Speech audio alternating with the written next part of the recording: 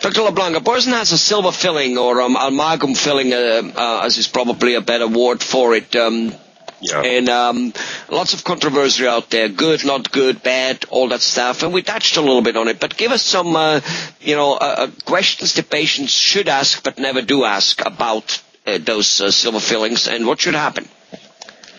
Right. Thanks for asking that. To me, that's one of the biggest things people have that they're unaware of because they don't hurt. But not a day goes by that on our schedule I don't see BT, and that stands for broken tooth. And I know what I'm going to find 99% of the time. A big silver filling with half of the tooth broken away from that silver filling. The silver filling's still in there.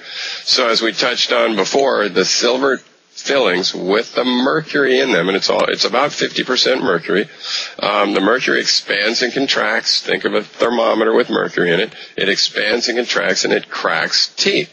That's why people are breaking teeth. So if someone comes in with 5 crowns, I'll look at 1 or 2 silver fillings they have left and say, you really should get those out of there. And I say, these other 5 crowns, I wasn't there when they were done however many years ago, but I guarantee you they all had big silver fillings. And they go, oh yeah, I remember it had a big silver filling and a piece of the tooth broke off. So we can wait till it breaks off and needs a crown and sometimes even a root canal. My recommendation, and I get stronger and stronger about this as I see what I find under all these silver fillings, is get them replaced. So getting back to your question, how do we replace them?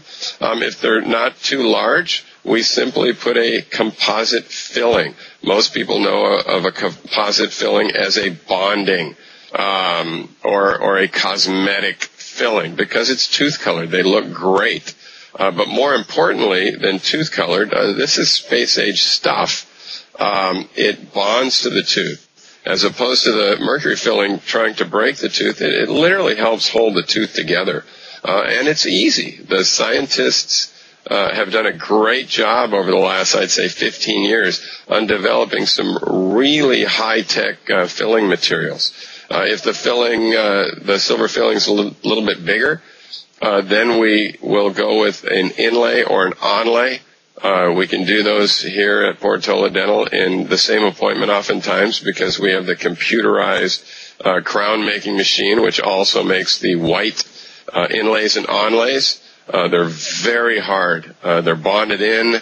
They strengthen the tooth. It's just a fabulous way to go, and you're much less likely to have breakage problems in the future than to go on and just leave these silver amalgam mercury fillings continue to do the damage of the teeth.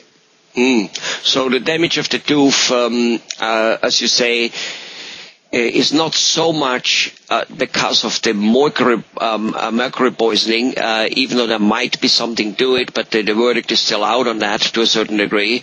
But one thing is for sure, the expansion and contraction of the mercury, which we all can understand does it. Definitely. That's why we have it in the dermatitis, because it's so easy to responding to just a degree of temperature, will break the tooth. It's like filling it up with water. That's why water pipes burst. You fill it up with water, it freezes, it expands, boom, water pipe burst. So on one hand, it fixes something, and at the time that was the best thing that they could have. So it was a lot better than nothing. Right. But now that's why they should come up. And if it's not broken yet, thanks God, beautiful, and then you will decide of taking it out. Not all right. Anything else to that, or did we cover it? That's pretty good. Thank you very much, Dr. LeBlanc.